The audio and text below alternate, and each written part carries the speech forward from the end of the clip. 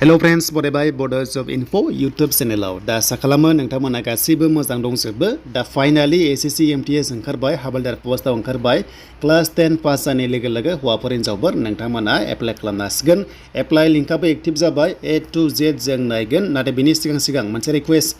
video नायजोब अब्लासो बुजिगोन आरो जायफ्रा चेनेलाव गोदान साबस्क्राइब खालामना ला जाहाथे लेटेस्ट भिडिअ नोंथांमोना मोनबाय थानो हायो दा जों फैबाय ssc.gov.in आव लिंकआ बेनो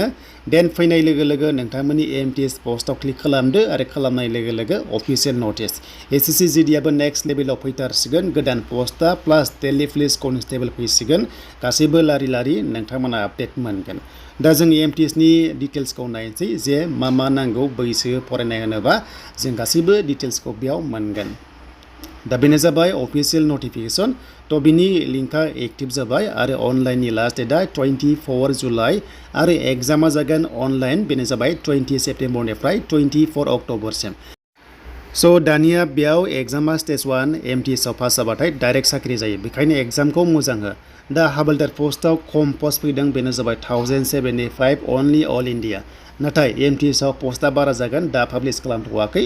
बेनो जाबाय 10,000 खाथियाव फैनो हागौ बे गासैबो कालेक्ट जाबाथाय माने नोंथांमोना पाब्लिश खालामगोन होनना बुंदों आरो ST रिजार्भेसन दंखायो ST रिजार्भेसनाव जाहाथे मोननो हायो बेखायनो ट्राइ खालाम क्लास 10 पास जाबानो हागोन हौवाफोर हिनजावफोर गासैबो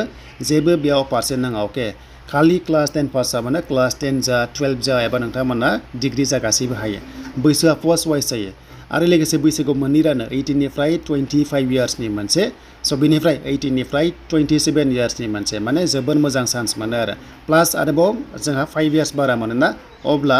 27 प्लास 5 नोंथांमोना प्लास खालामनानै बेसेबां ओंखारो बेनो जाबाय 32 सिम एप्लाइ खालामनांगोन जोंनि ST केन्डिडेट्सफोरा दायो एग्जाम फिसा जोंनि ST आ नाङा बाखि 100 पे खालामनांगोन एन एग्जाम सेन्टार होनोबा स' एग्जाम सेन्टारा बेनो जाबाय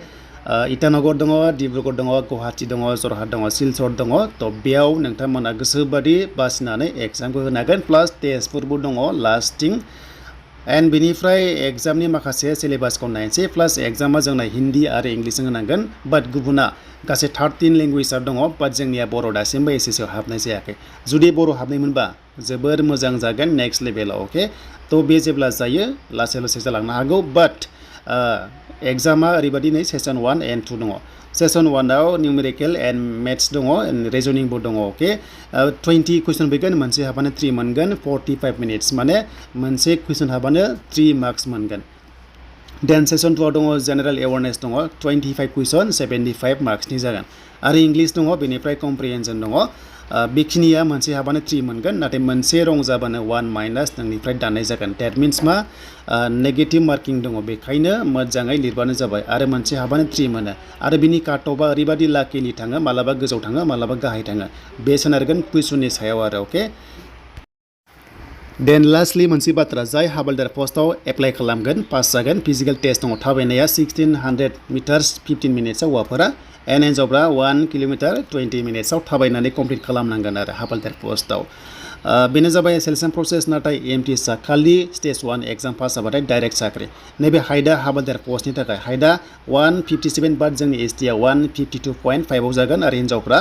152 निफ्राय आरो 2 खमायबा 150 पइन्ट सामथिंआव हाइटआ जागोन आरो अके एन्ड वेट दङ 81